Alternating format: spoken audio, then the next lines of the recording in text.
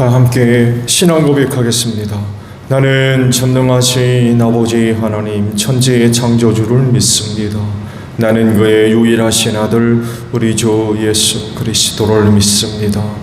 그는 성령으로 잉태되어 동정녀 마리아에게서 나시고 본디오 빌라도에게 고난을 받아 십자가에 못 박혀 죽으시고 장사된 지 사흘 만에 죽은 자 가운데서 다시 살아나셨으며 하늘에 오르시어 전능하신 아버지 하나님 우편에 앉아 계시다가 거기로부터 살아있는 자와 죽은 자를 심판하러 오십니다.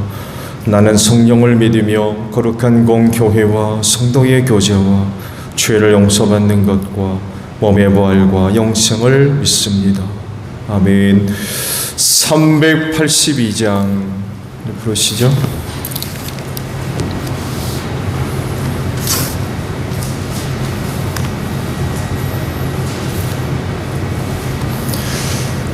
(382장) 부르시고 말씀 봅니다.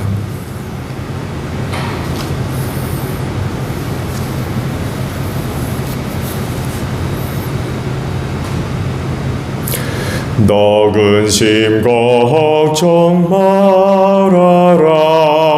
주 너를 지키리. 주 날개 밑에 거하라. 주 너를 지키리. 주 너를 지키리.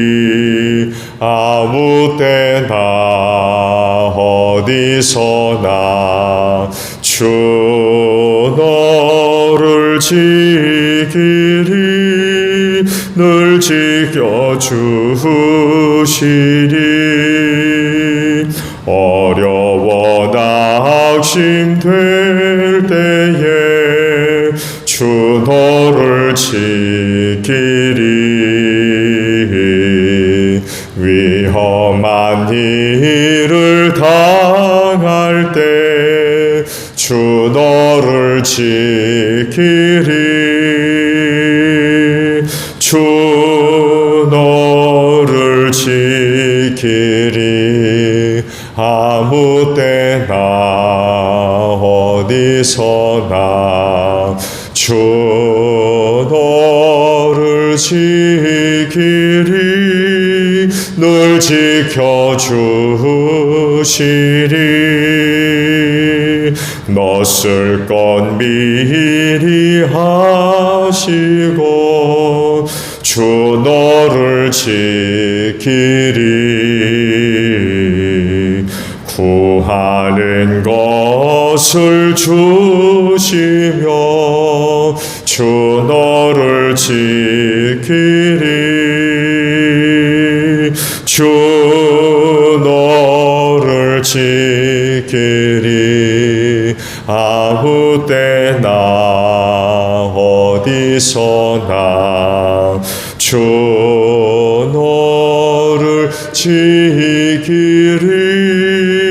늘 지켜주시리. 어려운 시험 당해도 주 너를 지키리. 고주의 품에 거하라. 주 너를 지키리. 주 너를 지키리. 아무 때나 어디서나 주 너를 지키리. 늘 지켜주시리. 아멘. 말씀을 봅니다. 누가복음 23장 26절에서 32절까지 보겠습니다. 누가복음 23장 26절에서 32절에요. 그들이 예수를 끌고 가다가 들에서 오는 시몬이라는 한 고레네 사람을 붙들어서 그에게 십자가를 지우고 예수의 뒤를 따라가게 하였다. 백성들과 여자들이 큰 무리를 이루어서 예수를 따라가고 있었는데 여자들은 예수를 생각하여 가슴을 치며 통곡하였다. 예수께서 여자들을 돌아다보시고 말씀하셨다. 예루살렘의 딸들아, 나를 두고 울지 말고 너희와 너희 자녀를 두고 울어라. 보아라, 아이를 뵈지 못하는 여자와 아이를 낳아보지 못한 태와 젖을 먹여보지 못한 가슴이 복되다 하고 사람들이 말할 날이 올 것이다. 그때 사람들이 산에다 대고 우리에 무너져 내려라 하며 언덕에다 대고 우리를 덮어버려라 하고 말할 것이다. 나무가 푸른 계절에도 사람들이 이렇게 하거든 하물며 나무가 마른 계절에야 무슨 일이 벌어지겠느냐. 다른 죄수 두 사람도 예수와 함께 처형장으로 끌려갔다. 아멘. 자, 오늘은요 28절에 있는 말씀을 함께 나눠보고자 합니다. 예수께서 여자들을 돌아다보시고 말씀하셨다. 예루살렘의 딸들아, 나를 두고 울지 말고 너희와 너희 자녀를 두고 울어라 라는 말씀입니다. 아시듯이 예수님 주변에는 제자들만 있는 게 아니었고 또 남자들만 있는 게 아니었죠. 티나지 않게 예수님의 사역을 후원하던 여인들이 있었습니다. 유대 문화가 남성 중심의 문화라 할지라도 여자들이 감당해야 할 그런 그 부분들이 있죠. 예수 공동체도 마찬가지입니다. 예수님을 중심으로 남성들이 많이 등장을 하지만 그 이면 뒤에는 예수님의 사역을 후원하며 돕는 그런 그 여성들이 있었습니다. 오늘 주신 그 말씀을 보면 예수님이 골고다로 올라가시는 것을 이제 보고 큰 슬픔에 빠져서 가슴을 치며 통곡하는 그런 그 여성들을 소개를 하고 있죠. 그만큼 그 예수님의 죽으심을 애통해하는 그런 그 반응들이죠. 또 그렇게 애통한다고 하면 그 예수님을 통해서 얻은 은혜와 사랑이 크다는 거죠. 만약 이런 것들이 없다고 하면 가슴을 치며 애통하는 그런 그 모습 반응들은 보여주지를 않을 겁니다. 그 죽으러 가는 남자가 나와 무슨 상관이 있나 하고 말 거예요. 말씀드린 대로 유대 문화 속에서 여성들이 이와 같은 반응이 그렇게 유별난 게 아니거든요. 근데 그렇게 가슴을 치며 통곡할 정도면 예수님과의 관계가 멀지 않은, 멀다고 하면 그런 식으로까지 반응하지는 않다는 거죠. 그런데 그 여인들에게 그런 그 말씀을 하셨죠. 예수 자신을 위해서 울지 말아라. 너와 네 자식들을 위해서 울어라. 그런 그 말씀을 하세요.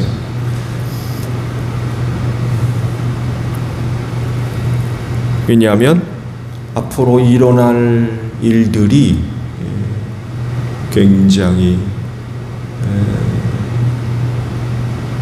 많은 사람들을 고통 가운데 빠뜨리고 큰 위기와 슬픔을 가져다 주기 때문에 그렇습니다. 얼마나 그 고난이 큰 고난이냐면 산에다 대고 무너져라, 들에다 대고는 우리를 덮쳐라, 그런다는 거. 이런 그 이야기를 할 정도면은 견디기 힘든 그런 그 어려운 일이 있을 것을 이제 말씀을 하신 거죠. 심지어는 자식을 낳지 못한 여인이 복되다 라고 말할 날이 올 거라는 거. 그만큼 힘든 그런 그 고난의 날이 닥쳐 올 것을 말씀을 하셨어요. 어떤 일을 두고 예수께서 이런 그 말씀을 하신 걸까요? 크게 두 가지로 생각해 볼 수 있어요. 일단 가장 가까이는 로마입니다. 로마로부터 침입을 받아가지고 AD 70년에 예루살렘이 망하죠. 그때 참, 그래서 이미 예견하기도 하셨죠. 예루살렘 성을 보고 우셨다고 그러잖아요. 돌 위에 돌 하나도 남김없이 다 무너져 내릴 거다. 통곡의 벽만 남겨놓고 모조리 다 무너졌죠. 많은 사람들이 죽었습니다. 그때 주께서 그와 같은 그 재난을 피해 살아날 방법을 한 가지 말씀해 주셨죠. 어디로 도망해라? 산으로 도망해라. 뭘 가지러 집으로 들어간다든지 뭘 가지러 성으로 들어가지 말고, 그때 일어날 징조가 보이걸랑 너희는 산으로 도망해야 된다. 그래서 이때 주께서 하신 말씀을 기억하고 산으로 도망했던 많은 예루살렘 교회 성도들이 살았습니다. 실제적으로 이때 가까이에는 이제 이때를 두고 하신 말씀이고, 또 하나는 영적인 의미로서의 종말 때 일어날 사건을 또 우리가 생각해 볼 수가 있겠죠. 여인들이 예수님을 생각하면서 통곡을 했는데, 이들에게 예수님 자신을 위해서는 울지 말라, 너희와 너희 자식을 위해서 울어라 라고 하는 것은 진짜 너희가 슬퍼해야 할 게 뭐냐 라는 것을 지금 일러주고 계시는 거죠. 그건 바로 큰 고난을 당할 일들 때문에 그렇습니다. 진짜 슬퍼해야 할 건 내가 죽는다고 슬퍼할 게 아니라는 거죠. 따로 있다는 거예요. 진짜 너희가 슬퍼해야 할 것은 따로 있다. 왜 이런 말씀을 하신 걸까요? 지금 우는 이유는 예수가 그렇게 죽기 때문에 지금 울거든요. 그렇게 이제 생애를 마감하는 일로 인하여 이제 슬퍼하는 건데, 사실은 그게 끝이 아니라는 것을 예수님은 아시죠.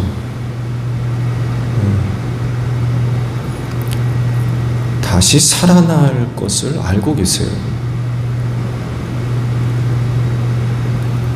그래서 죽는 예수는 슬픔의 대상이 아니라는 거예요. 슬픔의 주제나 이유가 될 수 없다는 거예요. 왜? 다시 살아나야 되기 때문에.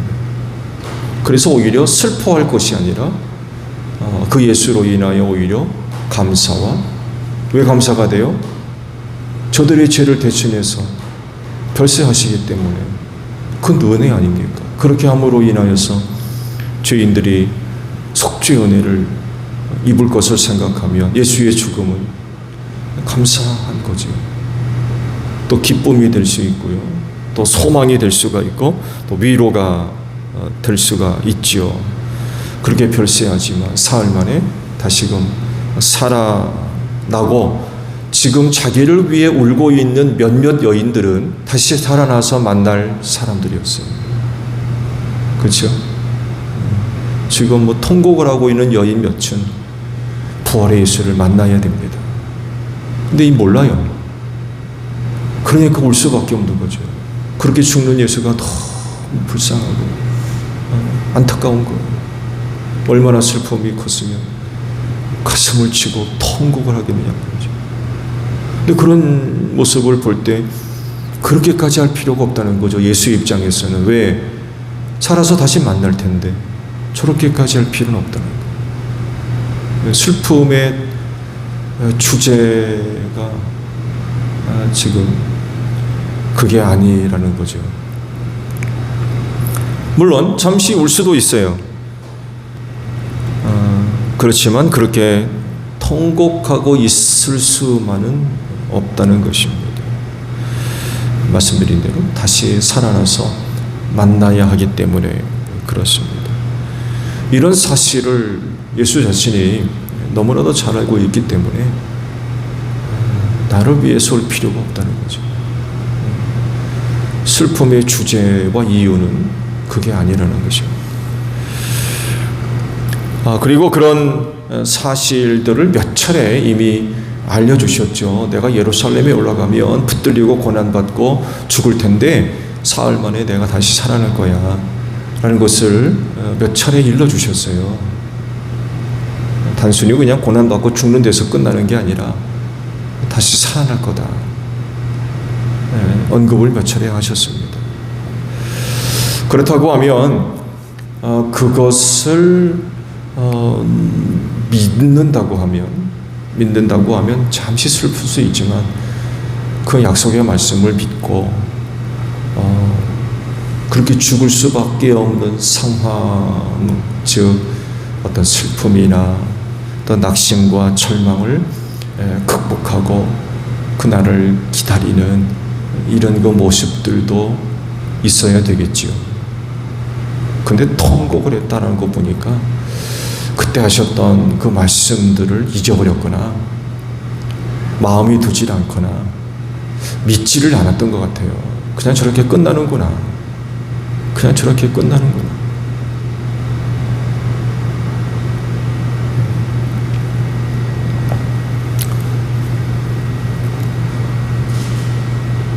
그러니까 나를 위해 울지 말아라. 진짜 너희가 울어야 할 건 따르다는 거죠. 나를 위해 울 게 아니라 너와 내 자식들을 위해서 울어야 된다 라고 말씀을 하십니다. 여러분들이 진정으로 슬퍼해야 할 게 뭘까요?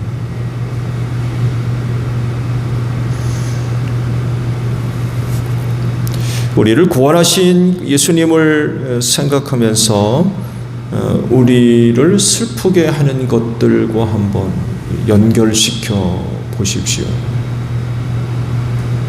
우리를 슬프게 하는 것. 여러 가지가 있겠죠. 여러 가지가 있습니다. 그 슬픔의 이유들을 예수님과 한번 연결시켜 보십시오.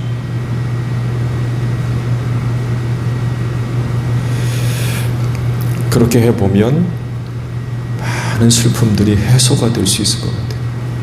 왜냐하면 예수께서 우리의 구원이 되시고 우리의 생명이 되시고 은혜가 되기 때문에 그렇습니다.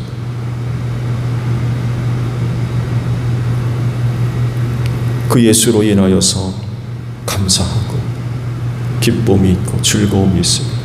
평안함이 있고 소망이 있고 담대함이 있는 이런 그 모습들을 갖게 될 수 있지 않을까.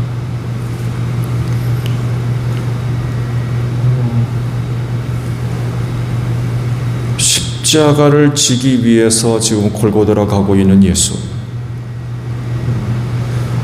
그야말로 어떤 여인들처럼 가슴을 쥐고 통곡할 수밖에 없는 그런 그 엄청난 그런 그 슬픔에 지금 휩싸여 있는데, 오늘 우리의 삶 가운데에도 우리를 슬프게 하고 우리를 참 절망시키는 그런 그 어떤 일들, 그런 것들이 있을 수 있죠. 있을 수 있습니다.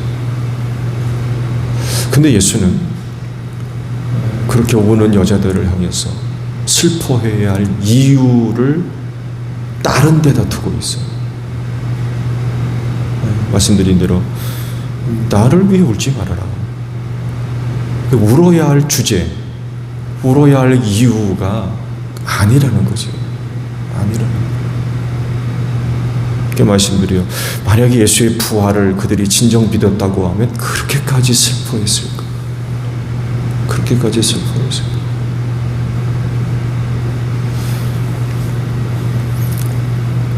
오늘도 여러분을 슬프게 하는 그 어떤 것들이 아마 있죠.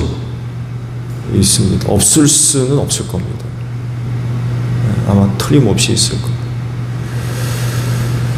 그런 것들이 우리를 좀 슬프게 할 수 있지만 우리가 예수를 생각해 본다고 하면 그 슬픔이 언제나 우리를 진둘러 놓지는 못할 것 같아요. 오늘도 그런 그 주제와 이유들이 있어서 이른 아침에 이렇게 오실 수도 있었을 겁니다. 그렇다고 하면 예수님한테 다 맡겨야 되겠죠. 주님도 수고하고 무거운 짐진 자들아 내게로 와라. 내가 너희를 쉬게 하겠다. 그러시잖아요. 슬프게 하는 것들을 그냥 지고 있지 말고 우리 주님께 맡길 수 있는 여러분들이 되시기를 바랍니다. 그래서 돌아갈 땐 가벼운 마음으로 평안함으로 그 예수로 인하여서 소망을 갖고 또 용기를 갖고 돌아가시기 바랍니다. 오로도 예수로 인하여서 참 평안함의 은혜를 누리는 여러분들이 되시기를 바랍니다. 주기도문 합니다. 하늘에 계신 우리 아버지, 아버지의 이름을 거룩하게 하시며 아버지의 나라가 오게 하시며 아버지의 뜻이 하늘에서와 같이 땅에서도 이루어지게 하소서. 오늘 우리에게 일용할 양식을 주시고 우리가 우리에게 잘못한 사람을 용서하여 준 것 같이 우리 죄를 용서하여 주시고 우리를 시험에 빠지지 않게 하시고 악에서 구하소서. 나라와 권능과 영광이 영원히 아버지의 것입니다. 아멘. 기도하겠습니다.